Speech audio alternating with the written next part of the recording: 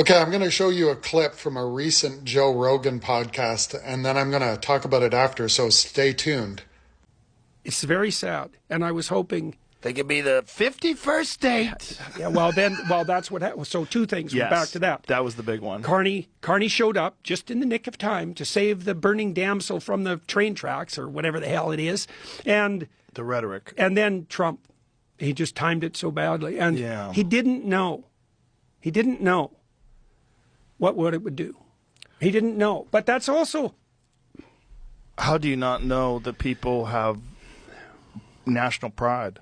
Yeah, he knew that, but he didn't know what the electoral consequences would be. He didn't know that would shift them to the Liberals so radically. And he's going to pay for that, because once Carney is elected, if that happens, Trump will not have a more seasoned enemy in the West. Boy. Right? Carney's very well connected. Very. Especially in Europe and the UK. Very well. Yeah, so I've had a ton of comments on my videos lately saying that the Orange Blob supports Carney.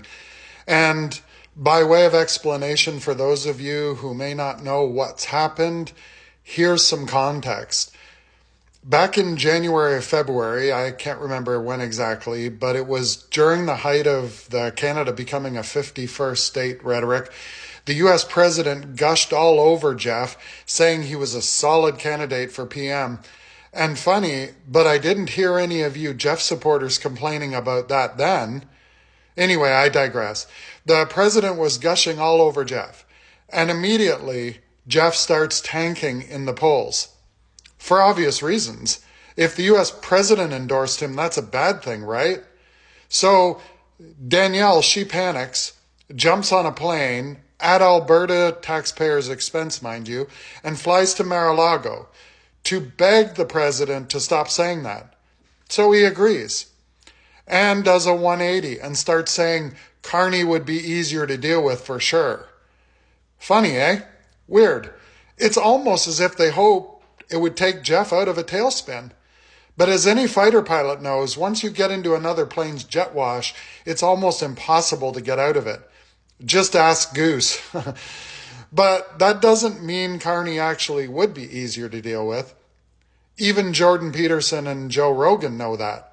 So if you want a PM who will stand up to Trump, Carney's your guy.